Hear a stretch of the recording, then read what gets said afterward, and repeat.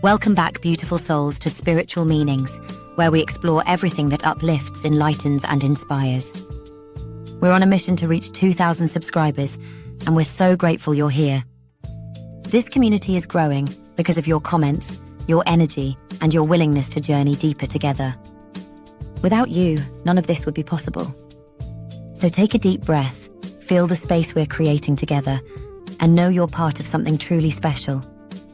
Today we're diving into a topic that is as old as humanity itself: trust. Not just trust between people, but trust as a spiritual force, a living current that flows through time, culture, and belief.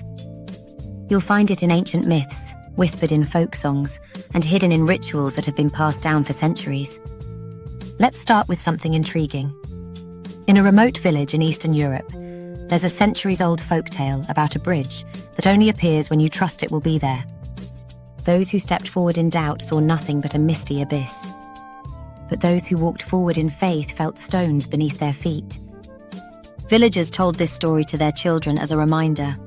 Sometimes life requires stepping out before the ground appears. Do you have a story in your life that felt like walking on that bridge? Share it in the comments. I'd love to hear it. Trust isn't always about grand leaps. Sometimes it's about tiny daily acts. An African proverb says, "Little by little, the bird builds its nest." Each twig, each thread, each leaf is placed without seeing the whole picture. That's what we do when we trust. We keep building even when we can't yet see the finished nest. In ancient Persian culture, there was a belief that trust was a form of protection, almost like an unseen shield. They'd weave carpets with patterns meant to symbolize loyalty and reliability, believing these patterns invited safety into the home.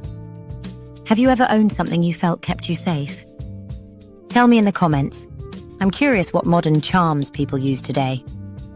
I want to challenge you for a moment. Think about someone you trust deeply. Now think about why. Is it because of their words, their actions, or something deeper? A presence that makes you feel safe?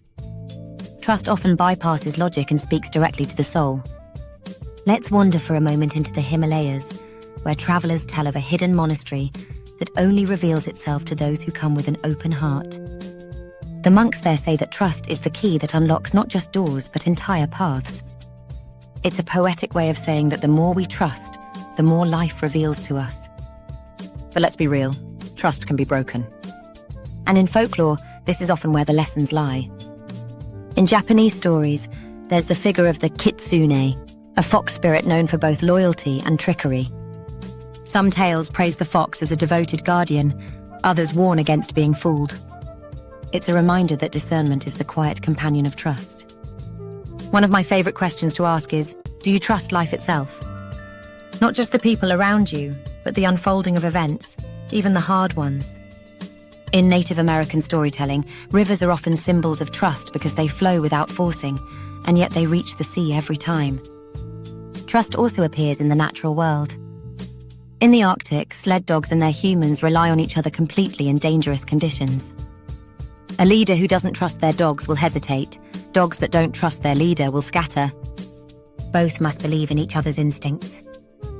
Let's go back in time to medieval Ireland, where a story tells of a harp that could only be played by someone pure of heart.